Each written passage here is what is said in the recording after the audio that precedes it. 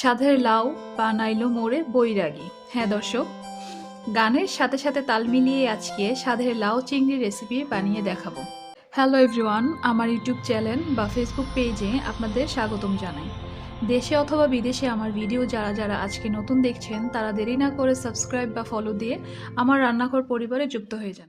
ট্রের মধ্যে একটি কচি লাউ নিয়ে ছুরি দিয়ে 4টি খণ্ড করে নিই। লাউয়ের ভিতরের দানা ফেলে দিয়ে কুচি কুচি করে কেটে ফেলবো।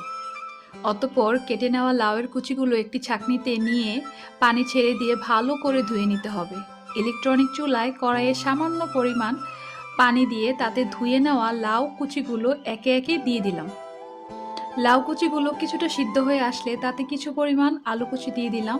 পরবর্তীতে আলু আর লাউ সিদ্ধ হয়ে আসলে চুলা থেকে উঠিয়ে রাখবো।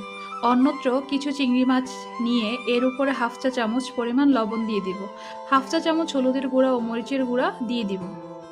এখন ভালো মতো মেখে নিয়ে চুলোর কড়াইয়ে তেল বসিয়ে তাতে চিংড়ি মাছগুলো দিয়ে দিলাম।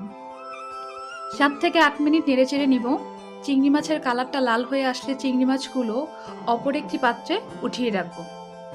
অতঃপর ওই একই কড়াইয়ে পরিমাণ মতো রসুন কুচি, আস্ত কাঁচামরিচ, পেঁয়াজ কুচি দিয়ে ভালোভাবে নেড়েচেড়ে দিতে থাকবো।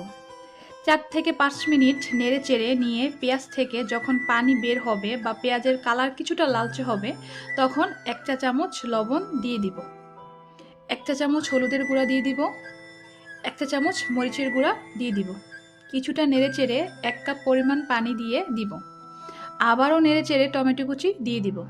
7 থেকে 8 মিনিট পর উঠিয়ে রাখা লাউ আর আলু কুচি দিয়ে দিলাম।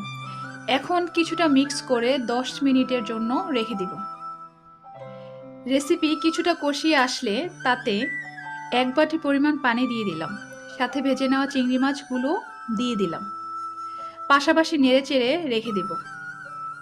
7 থেকে 8 মিনিট পর কিছু ধনিয়া পাতা কুচি ছিটিয়ে দিয়ে পরিবেশন করলাম সাধের লাউ চিংড়ি রেসিপি। এতক্ষণ কষ্ট করে ভিডিওটি দেখার জন্য আপনাদের জন্য রইল আন্তরিক শুভেচ্ছা। আমি জানি আপনাদের ভিডিওটা খুব ভালো লেগেছে, তাহলে ভিডিও দেখে দেখে আর দেরি না করে চট করে নিজের আর পরিবারের জন্য বানিয়ে ফেলুন লাউ চিংড়ি রেসিপি। ধন্যবাদ সবাইকে।